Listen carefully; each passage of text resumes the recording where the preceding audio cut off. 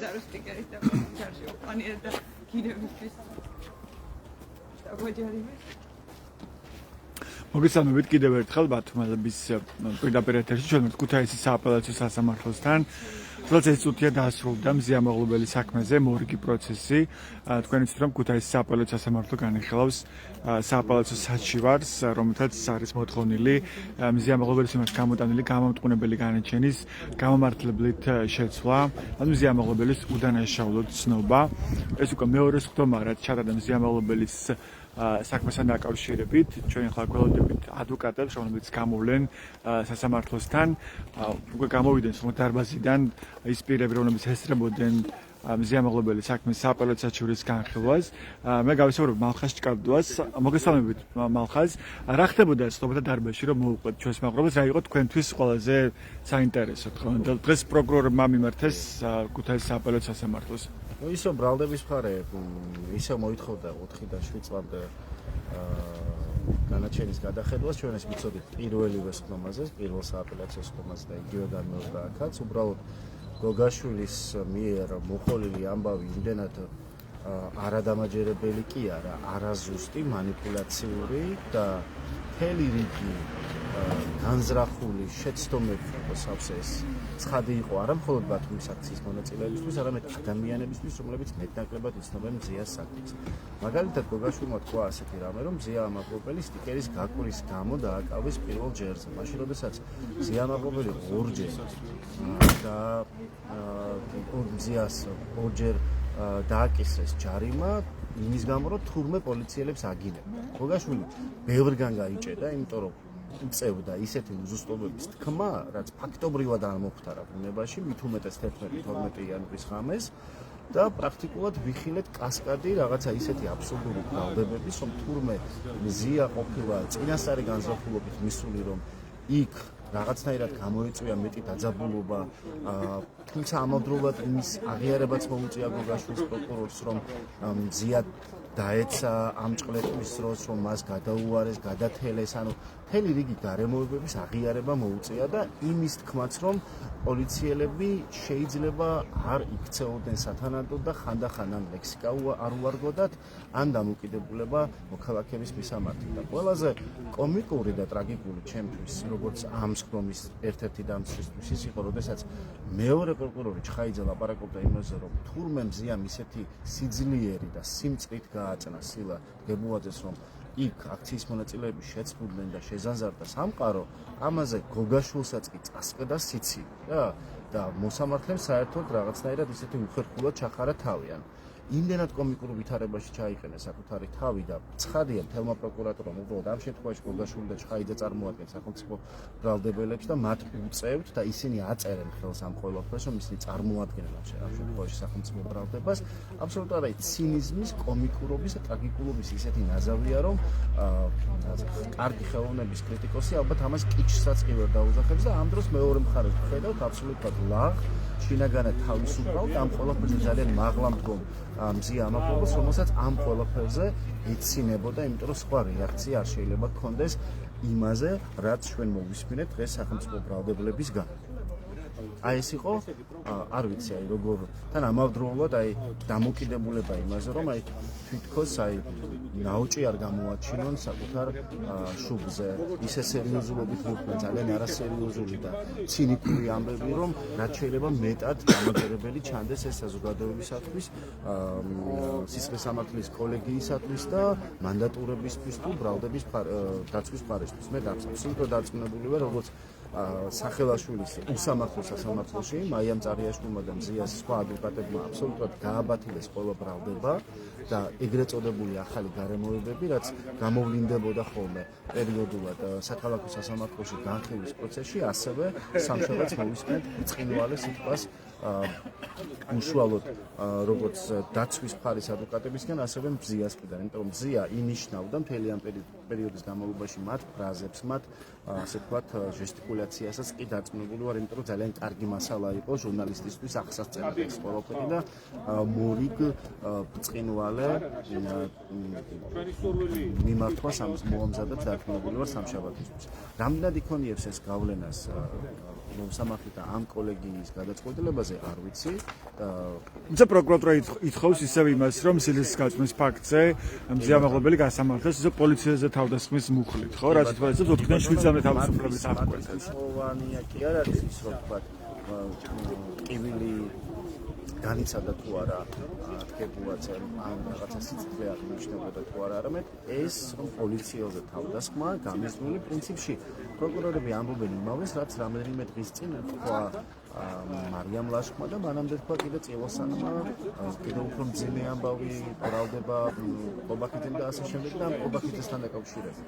დღეს თქვენს გავრცელეთ უკვე ინფორმაცია და დასრულდა მზიას სატელეფონო ტელეფონის ექსპერტიზა ასე ვთქვათ არა ტელეფონი ამოიღეს მზიამაღლებელის პირადი ტელეფონი ერთ-ერთი პოლიციელის ჩვენების საფუძველზე ოცნება რომ ზია იყო რაღაცა deep state-ის დაქირავებული რაღაცა აგენტი რომელსაც სიტუაციაო დაერია ბათუმში ვერ აღმოჩნდა მის ტელეფონში ვერც deep state-ი და ვერც ერთი სხვა ისეთი შეტყობინება რომელიც ოდნავ მაინც მიუთითებდა ამაზე მთელი მათი აბსურდულობა ექსპერტიზამ დაადასტურა და პრინციპში პროპაგანდისტვის გამოყენებული ეს მესიჯ ბოქსები რომელიც ალბათ მათ აუდიტორიაზე მოქმედებს სამწუხაროდ გაუცამტროდად ახლა როდესაც მზიას ტელეფონში არ აღმოჩნდა არაფერი ისეთი რაც მათ დამატებით გარემოებად გამოადგებოდათ ამ სასამართლო პროცესში. ჩვენ ეს ვიცოდით, რომ კარგია რომ ეს დოკუმენტურად ექსპერტიზამ დაადასტურა რომ მზიას ტელეფონი არის აბსოლუტურად სტაბილური, არავითარი მინიშნება რაიმე ტიპის აქციას და ამავდროულად კიდევ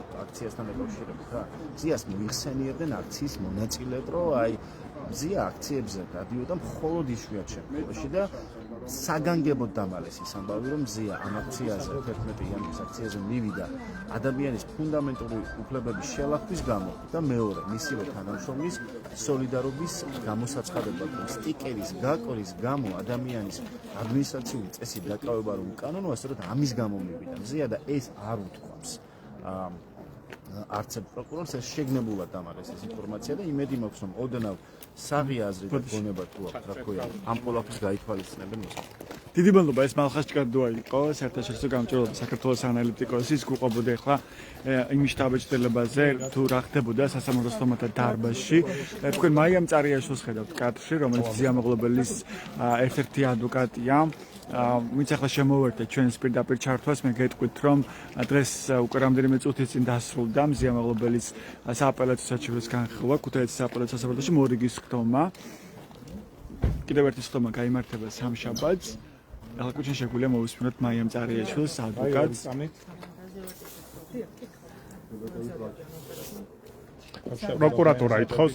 პროკურატურა ითხოვს ისევ ბრალის დამძიმებას, ანუ იმ კატეგორიით გასამართლებას, რითაც შეიტანა თავდაპირველად სარჩელი. რატომ უბრუნდება ამ ნაწილს და თქვენი აზრით რამდენად აქვს, ასე ვთქვათ, ამ მოთხოვნას საფუძველი?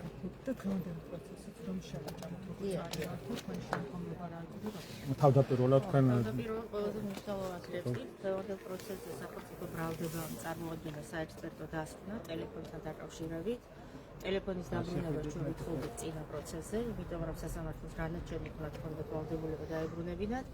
დღეს წარმოადგენდა საექსპერტო დასკვნა, სადაც წერია რომ მზია ამაღლობელის ტელეფონში deep state-ი ვერ იპოვოს. მოგეხსენებათ ამ საქმეში იდო ოპერატიული ასე ვთქვათ პატაკი ოზურგეთის რომელიღაც პოლიციელის ნათელ ხილველის რომელიც ამბობდა რომ მას ჰქონდა ინფორმაცია რომ მზია ამაღლობელმა მიიღო დავალებები ამ ტელეფონზე და შემდეგ ამ დავალების და ინსტრუქციების მიხედვით იმოქმედა და ეს ზარები, შეტყობინებები რაც ეგ ყველაფერი უნდა ყოფილიყო მის ტელეფონში.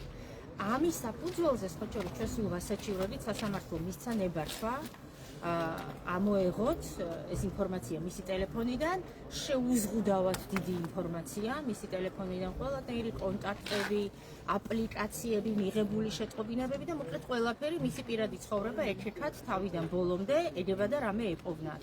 მოგეხსენებათ არაერთი პოლიტიკოსის განცხადება იყო ამ საკითხზე, რომ აი ინსტრუქციებით მოქმედებდა, ასეთი დავალებები ჰქონდა და ასე შემდეგ. დღეს მოუწია სახელმწიფო ბრალდებას წარმოედგინა საექსპერტო დასკვნა.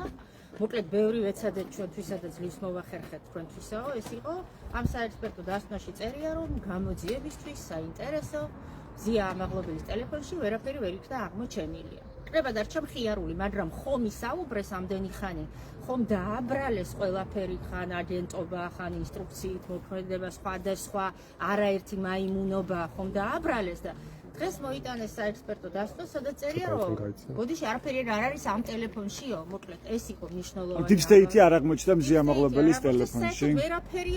ვერაფერი ვერ აღმოჩნდა. მართალია მათ კი ყველაფერი ნახეს, ეგ არის უბედურება, ეს იმას კი არ ნიშნავს, მათ ყველაფერი ნახეს, იქეთეს, ყველაფერი ნახეს, მიმოწერა, ზარი, შეტყობინება, ახლობელი, მეგობარი, რაც ყველაფერი ნახეს. მაგრამ ვერაფერი ვერ მოიტანეს სასამართლოში. ბრალს დაუბრუნდა. პროცესის დაწყებამდე ნიკოლოზ მარგონაშვილს მოსამართლეს თხოვეთ, რომ მინის კაბინიდან გამოეყვანათ მზიამაღლებელი, როგორც ეს წინა შემთხვევაზე მოხდა, როგორ ფიქრობთ, რატომ არ დაგთანხმდათ ის და კლანისგან მიიღო თუ არა მათ შენიშვნა? არანაირი ეჭვები არ მაქვს ამ საკითხთან დაკავშირებით, დიახ, მათ მისცეს ამ საკითხს თითი დაუქნიეს, ამაში ეჭვი არ მეპარება. უთხრეს, რომ არ თქვენ ასეთი კეთილები და კეთილ განწყობილები ვერ იქნებით. აი სამწუხაროდ ეგ არის დიაგნოზი ამ სასამართლოსი და საერთოდ ქართული მართლმსაჯულების მოსამართლეები ეცადნენ რაღაცა ადამიანური სხივი ეჩვენებინათ წინა პროცესზე და მაშინვე უთხრეს არ ჯაბედოთ. და ეხლა წარმოიდგინეთ უფრო მნიშვნელოვან საკითხებზე რა დღეშია სასამართლო. ასე დიდარბაზში არ გაიმართა ეს ხომ და ჩაკეტილი დახვდა ჭიშკარი. იმავე ინსტრუქციის ნაწილი იყო. სასამართლოს ქართულ მართლმსაჯულებას ეშინია სინათლის სხივის, ეშინია ღიაობის, ეშინია მოქალაქეების, ადამიანების თვალის, ყურის, საღიაზრის, სინდისის, ნამუსის, ყველაფრის ეშინიათ და მაქსიმალურად ხურავენ ამ პროცესებს. არ გამიკვირდება მე ერთხელ ადვოკატებიც რო არ შეგვიშვან იქ, ან რაღაცა განსაკუთრებული სპეცშემოწმებების შემდეგ რომ შეგვიშვან, ანუ ვიზაც გასცემს არ ვიცი რაღაც სამსახურები რო შეიძლება წარმოადგენს ვიზაც არა. ეს არის ყველაზე დიდი უბედურება. ქართულ მართლმსაჯულებას არ აქვს არანაირი ანგარიშვალდებულება საზოგადოებასთან. აი ეს არის ამის მაგალითი. ხომ შეხედეთ? ეზოდან იქით არავის არ უშვებენ, რომ ჩაკეტილი ჭიშკარი და ზუგშექცევით დგომი მანდატურები. არა და მართლმსაჯულება აღესრულება ხალხისთვის, თქვენთვის აღესრულება მართლმსაჯულება მედიისთვის, საზოგადოებისთვის და არა ჩემთვის, პროფესიონალისთვის, რომელიც წარმოვადგენ თქვენ ჩემი დაცვის ქვეშ. ქალბატონო, თქვენ ამაზე ხშირად გისაუბრიათ, მაგრამ თუ შეიძლება კიდევ ერთხელ რომ გავიმეოროთ, დღეს პროკურორმა თქვა, რომ მზიამაღლებელმა სპონტანურად მიიღო გადაწყვეტილება და უცებ დაესხა თავს ირაკლი დგებუაძეს პროკურორმა ისიც ბევრი რამე ისაუბრა პროკურორმა, ეხლა კომენტარს არ გავაკეთებ, თუმცა ახალი არაფერი არ უთქვამს. მოკლედ გეტყვით, რომ სახელმწიფო ბრალდება ასაჩივრებს ისევ და ითხოვს გადაკვალიფიცირებას თავდასხმის მუხტზე, შესაბამისად, როგორც ბრალის დამძიმებას, ასე სასჯელის დამძიმებას. რასაკვირველია ყურადღებით ვუსმენდი ამ ხელგზაზე, იმიტომ ჩამოვედი, ამიტომ შემდეგ პროცესზე არ მინდა დავღალო არც დარბაზი, არც სასამართლო, მაგრამ მოუწევთ დაცვის ვრცელი სიტყვის მოსმენა ყველაფერზე, რასაც დღეს ისაუბრა ბრალდებამ, ამიტომ დაელოდეთ დაცვის პასუხს და ჩვენ ყველაფერზე გასობა. სხვა რა შემდგომლობა გქონდეთ? დავაგვიანე და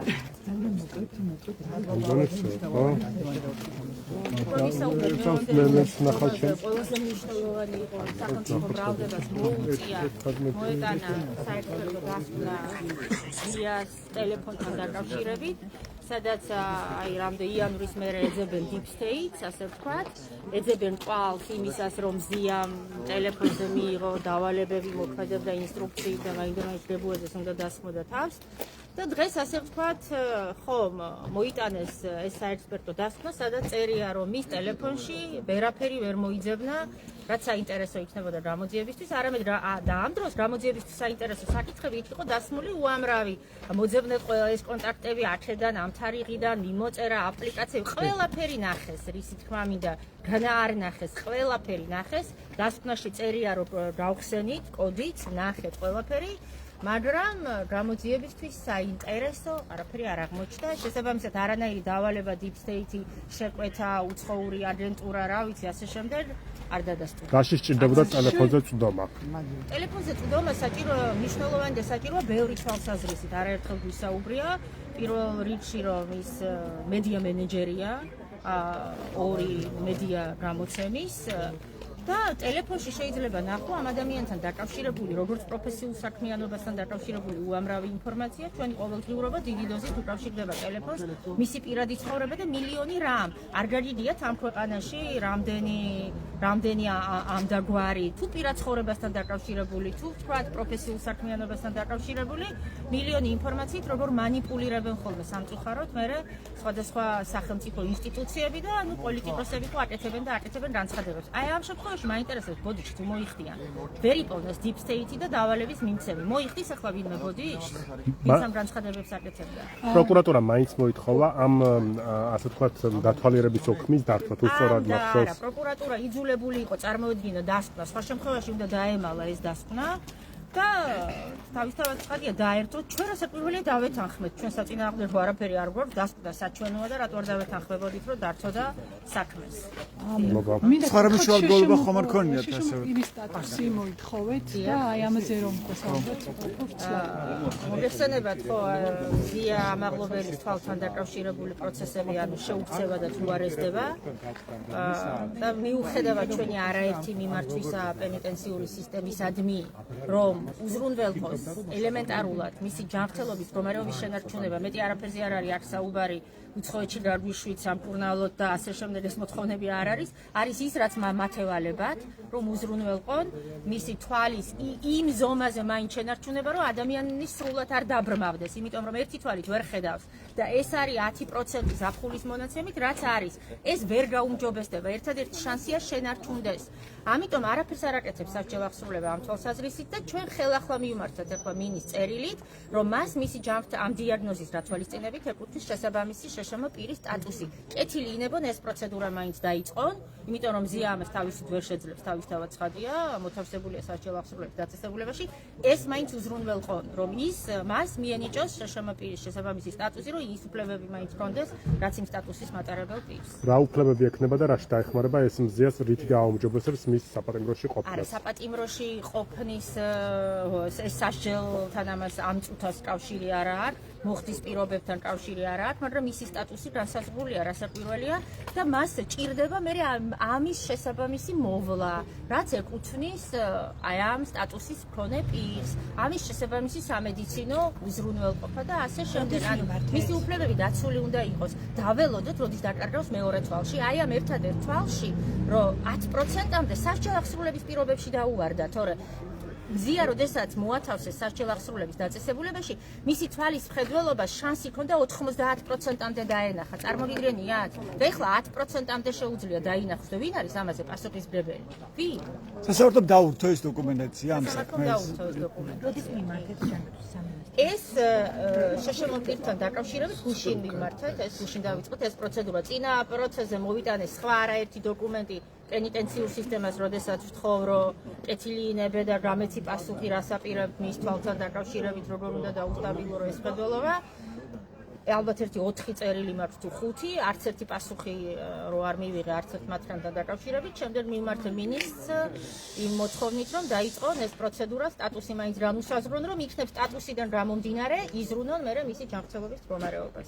და ბოლოს კითხავთ ბრალის და სასჯელის დამძიმებას ითხოვს პროკურატურა. ამასთან დაკავშირებით რა შეგიძლიათ გითხრათ? ამასთან დაკავშირებით ჩემს მოსაზრებებს მოგახსენებთ დაცვით სიტყვაში, ის რაც სამართლებრივ კვალიფიკაციას, დასაბუთებას, არგუმენტაციას ეხება როგორც პროკურორის საჩივარზე, ისე თვითონ განაჩენზე. მოგეხსენებათ, ანუ ორი მხარე აქვს ამას, ბრალდება ითხოვს დამძიმებას, ჩვენ ვითხოვთ გამამართლებელ განაჩენს. ეხლა როდესაც რა მიკვირდა ბრალდების სააპელაციო საჩივარით, რომ უზრფელი არ ვიქნები, არაფერი არ გამიკვირდა, სამწუხაროდ სისტემა მუშაობს ასე. იმ შემთხვევაშიც კი თუ არ აქვს მნიშვნელობა, ნებისმიერ შემთხვევაში ასაჩივრებს. ეხლა პროკურატურის მოტივების გამოცნობა ამის უკან არ მჭირდება და არ მაინტერესებს. ფაქტია, ისინი ითხოვენ ბრალდების დამძიმებას და სასჯელის დამძიმებას. ანუ ამაზე სამართლებრივ და მორალურ პასუხისმგებლობას თვითონ იღებენ. წინას ხდომაზე თქვენ თქვით, როგორც მახსოვს, რომ გაქვთ განცდა, რომ ეს საჩივარო განაჩენი არ დაუწერია მოსამართლეს ახელაშვილს. თუ შეგიძლიათ ამის ოდნავ განაცოლა? კარგია რომ კითხეთ, იმიტომ რომ ვიღაცებმა მკითხეს. მე ეს განცხადება რომ გავაკეთე, ამაში ის კი არ ვიგულისხმე, რომ ციცერონს დააწერინოს ისეთი განაჩენია, რომ ეჭვმაქვს, რომ ვიღაცამ ძალიან გონიერმა დაწერა. არა, ყველაზე დიდი ამაში ვარაუდობ, რომ განაჩენი დაწერა მისმა თანაშემწემან, რომელიმე თანაშემწემ ეს ეჭვია საუბედუროდ იმ დონეზეა ეს დაწერილი ეს განაჩენი. იმ დონეზე არ იცის ამ განაჩენის დამწერმა, რაზე ვლაპარაკობ საუბრობდით სასამართლო დარბაზში, ხაბარს არ არისო, ხო გაგიგიათ? აი ასეთი მონარკვეთებია ამ განაჩენში, ამი ხაბარს არ არის, რაზე საუბრობდით საერთოდ. ამიტომ ეხა რა უნდა არ მოусმენია იგივე მოწმენების ჩვენებებისთვის და მტკიცებულებებისთვის. თუ არა რატო წერია? მაშინ განგება მახინჯებ? მაშინ ამ დონის არაკეთილსინდისიერი ხარ მოსამართლე? ამ ორი ოფციიდან არც ერთი არ ვარგა. ერთი ის რომ დაწერა ვიღაცამ, რომელსაც წარმოდგენა არ აქვს რა ხდებოდა დარბაზში და მეორე ის რომ ისე დაამახინჯა მოსამართლემ ფაქტები ისეთი არაკეთილსინდისიერია რომ აი ეს პირდაპირ თეთრით შავზე თუ შავით თეთრზე ცრუობს. აი ეს ორი ოფციაა, მეტი ოფცია არ აქვს ამ განაჩენს. მადლობა. ეს მაიამ წარიაშვილი იყო ადვოკატი, მზია მაღლობელის ინტერესების დამცველი. მე კი შეგახსენებთ, რომ ჩვენ ვართ ახლა ქუთაისის სააპელაციო სასამართლოსთან, სადაც ეს წუთია დასრულდა მზია მაღლობელის საქმეზე მორიგის ხდომა. კიდევ ერთი პროცესი იქნება ამ საქმეზე.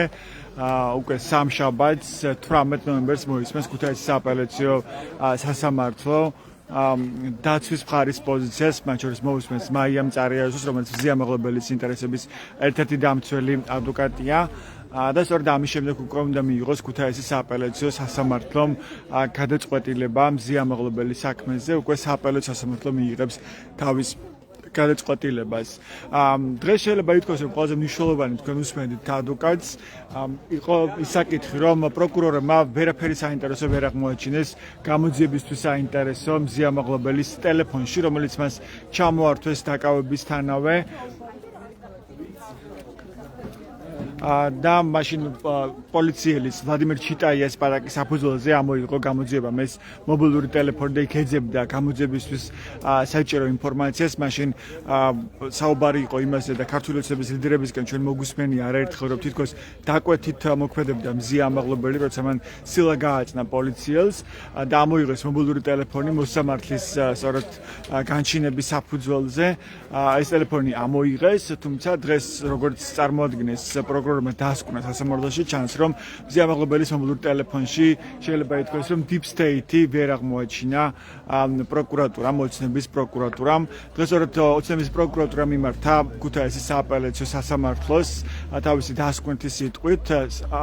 პროკურატურა ითხოვს ბრალის და სასჯელის დამძიმებას მზია მაღლობელის მიმართ.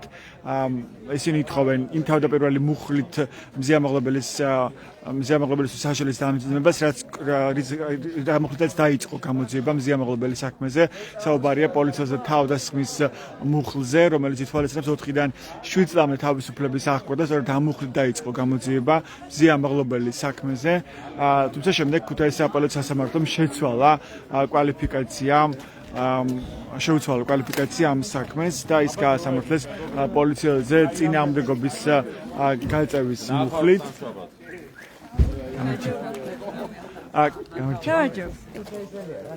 გამარჯობა ბატონო ირაკლი, ბოდიში მინდა რომ ჩაგიწევთ, გამარჯობა მაგდა. მოკეთ თქვენთვის რას ნიშნავს დღეს რა დატვირთვა მიიღო მზია მაღლობელის საქმე, თქვენ რა შეგიძლიათ რომ გითხრათ? ოცაი აქ დავდგეთ რომ ახლა შუაში დიახ. შემდის რა დატვირთვა აქ? ესეთია თავრობისთვის ახლა დატვირთვა რომ არის სიმბოლო წინააღმდეგობის, ამიტომ გადაწყვეტილია თუ სამაგალითოდ დასაქმება დღეს რაც მოხდა. რატომ სჭირდებათ ეს სამაგალითო დასჯა მზია მაღლობელის? პოლიტიკურად რატომ შეიძლება ეს იყოს მომგებიანი თქვენ დაკვირვებით? მომგებიანი არ ვერ ვფიქრობ, მაგრამ ეს პროეს ვანაირად ვფიქრობენ ავტორიტარულ რეჟიმებს მხოლოდ სიმბოლოები და მე სიმბოლოები უნდა დაამარცხოს. ეს სიმბოლო მისი წინააღმდეგობის სიმბოლო არის. დღეს როდესაც ის შეაბრუნეს გალიაში ფაქტობრივად, ეს იყო აბსოლუტურად გასაგები, რაც გააკეთეს.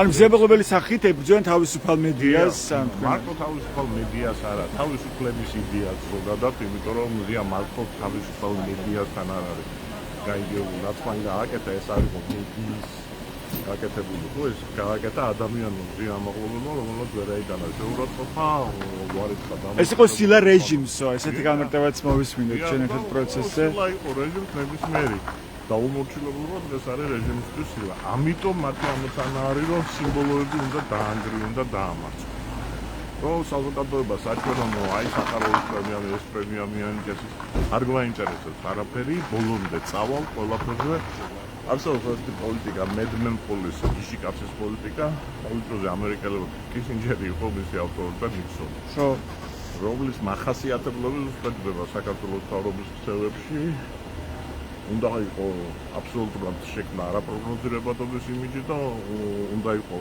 აგრესიული და უნდა ყველას დაუნწრო ყველაფერზე წამსვლელი ხარ იმისათვის რომ წამოიყვანო დათმობებს ეს არის საქართველოს პოლიტიკის საქართველოს თავრობის პოლიტიკა ოღონდ ეს ამ პოლიტიკას უცხოეთში ახორციელებდნენ საგარეო პოლიტიკაში ეს საკუთარი ხალხის წინააღმდეგ გამოიყენება დღეს საუბრობთ გიჟი კაცის პოლიტიკა ქვია ამას რა გამოსდის რა შეიძლება ითქვას ივანიშვილის დაჯგუფებას თავისუფლების წინააღმდეგ და მათ შორის თავისუფალი მედიის კრიტიკული მედიის წინააღმდეგ ჩემი აზრით ეს არის ხალხი მათი 90% რომელიც სანამ ივანიშვილი ხელისუფლების დარღვევაში ყავდა ისინი არავინ არ იყო ისინი მანკრებები საერთაშორისო ორგანიზაციების ვიღაცების დავალებას ასრულებენ დღეს ისინი გახდნენ ივანიშვილმა ამოწია სოციალური ტიპის სათავეში არანაირი ღირსებები გარდა იმისა რომ ისინი მონები არიან და შემსრულებელი ნებისმიერი დავალების ამ ხალხმა იცის რომ დემოკრატიის პირობებში ისინი არიან არაკონკურენტუნარიანი თავისუფალი მედია და დემოკრატია მათთვის არაკონკურენტული არიან. ამიტომ ისინი იბრძვიან თავისუფალი მედიის და ზოგადად თავისუფლების წინააღმდეგ, იმიტომ რომ იციან რომ თავისუფლების პირობებში ისინი ამ სოციალურ კიბეზე იქ ვერ იქნებიან, სადაც იქნებიან ხელისუფლების სათავეში ვერ იქნებიან. ეს არის მათი ძოლის და აი ამ გავეშების და აი ამ იდიოტიზმის სრული თავარი მიზეზი, რაც დღეს ხდება საქართველოში. ისინიათ კონკურენტული გარემოში. ზიამაყლობელი საქმე რა გზავნილია ჩვენთვის საზოგადოებისთვის რა მუშაობს ოცნების წინააღმდეგ ხო აი ამ პირობებში ამოცემულობაში რა შეიძლება იყოს ფაქტორი რამაც შეიძლება უკან დაახევინოს ივანიშვილის რეჟიმს საზოგადოება ყოველდღე რეალურად კვალებიმა გავახდებოდა და დავინახოთ ერთ საზოგადოების ერთი ნაწილისათვის ეს არის გზავნილი ნებისმიერი წინააღმდეგობა არის უაზრობა და უნდა დაემორჩილო და უნდა იცხოვროს მონა უნდა იყოს შენი საქმე დაკავებული და უნდა ჩაეყო აი ამ ბინზულ საქმეში გასწორდეს თქვია მეორე ნაწილისთვის ეს არის გზავნილი იმისა რომ არადოს არ უნდა დანოთ ეს ორი გზავნილი არის ორი სხვადასხვა საზოგადოებისა ჩვენი საზოგადოება ისე არის გაყოფილი რომ ამას სხვადასხვანაირად არის ერთიანი აღქმა მზიას ქცევა საქართველოს საზოგადოებაში საუბედუროდ არა იმიტომ რომ ჩვენ საზოგადოებაში იმაზე მეტად აღმოჩნდა საბჭოთა აზროვნება და საბჭოთა მენტალობა ვიდრე მაგალითად მე მეგონა ან გულისხმობთ შეგუებას და რაღაცა გამოკეტვას სამკარის ხო დათმობერება ბაბაია დაუწევს აი ეს იმაზე მეტად აღმოჩნდა ვიდრე მე მეგონა 35 წლისინათ როდესაც წაში გამოვიდი პატარა სტუდენტი დამოუკიდებლად მე არ მეგონა თუ 35 წლის შემდეგ საქართველოს იქნებოდა ქვეყანა სადაც ჩვენ დაგჭირდებოდა დამოუკიდებელი მედიის დასაცავად, უბრალოდ ადამიანების დასაცავად ბრძოლა საბჭოთა რეჟიმ გამოვლით ქვეყანაში ჩვენ ახლა უკან ვიყავით. ნუ საკმაოდ დიდია საპროტესტო განწყობა მოქალაქეებში. ხო ეს ჩანს არც საპროტესტო აქციაში, არჩევნებშიც სულ ამბობ ეს საზოგადოება მიუხედავად ყველაფერისა მეორე უკეთესია ვიდრე იყო 80-იან ბოლოს როდესაც ჩვენ დამოუკიდებლობა მაშინ ჩვენ სახელმწიფოების ნიშანწყალი არ ქონდა ჩვენ საზოგადოებას და მე 90 წელს გავძარცვეთ 90-იანებში გავძარცვეთ საკუთარი ქვეყანა საუბედური დღეს ხო წამოვიდა ახალი თაობა დამოუკიდებლობაში დაბადებული და ამ თაობას გარკვეული პროცენტი საზოგადოების ჭირავს მაგრამ მე ეხლა დღეს ვარ პესიმისტი რომ ეს არ არის უმრავლესობა პროცენტი საქართველოში და ძალიან ბევრი სამუშაო არის თბილისიდან უნდა გავიდეთ თბილისიდან უნდა გავიდეთ თორე ეს ხელისუფლება მოყოლება დიდი მადლობა ეს იყო ირაკლი მელაშვილი პოლიტიკის ანალიტიკოსი თქვენ მას უსმენთ ჩვენს პირდაპირ ეთერში ვინც ახლა შემოვერტება თმელების პირდაპირ ჩართვას მე გეტყვით რომ ჩვენ ვართ ახლა ქუთაისის სააპელაციო სასამართლოსთან რამდენიმე წუთია რაც დასრულდა მზიამაღლობელის საქმის განხილვა სააპელაციო საჩურის განხილვაზე მორგის ხდომა გაიმართა ქუთაისის სააპელაციო სასამართლოში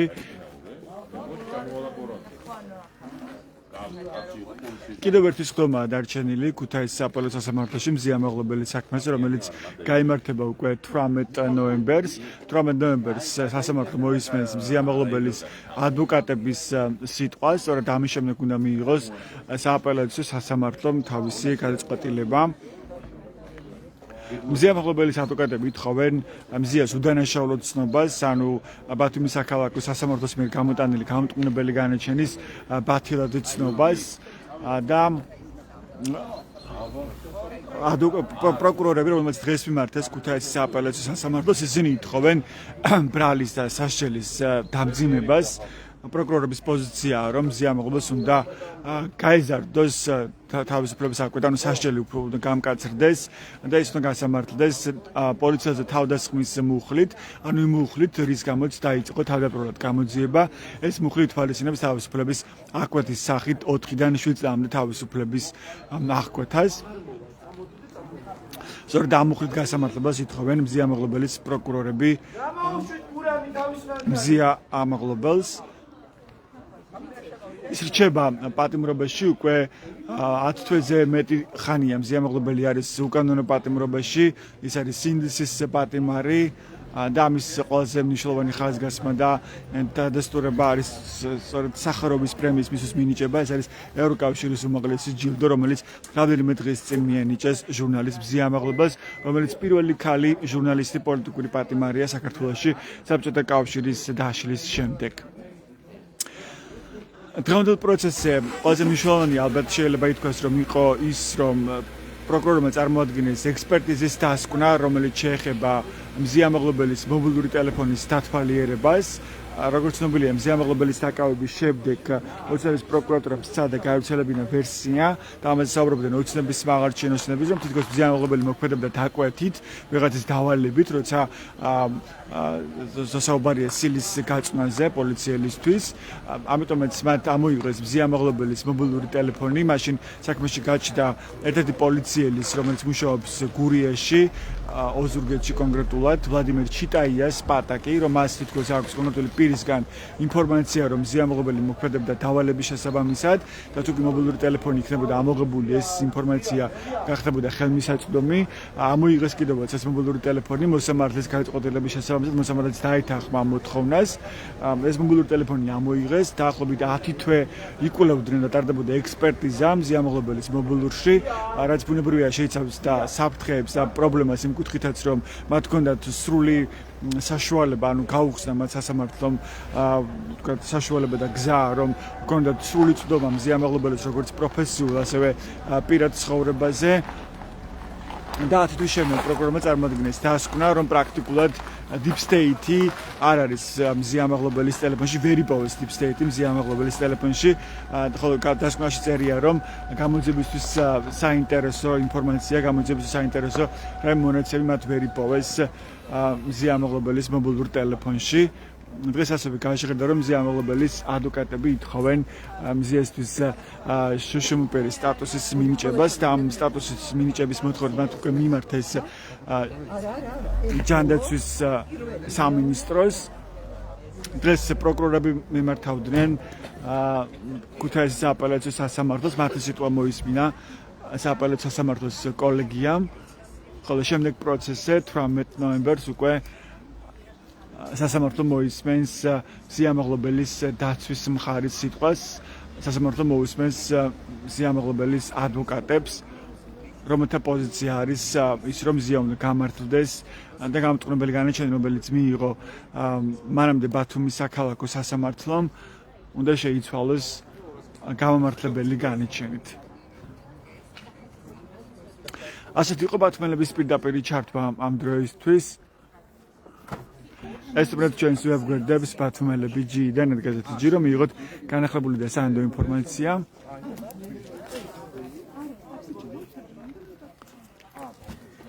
მადლობა ყურადღებისთვის. დროებით.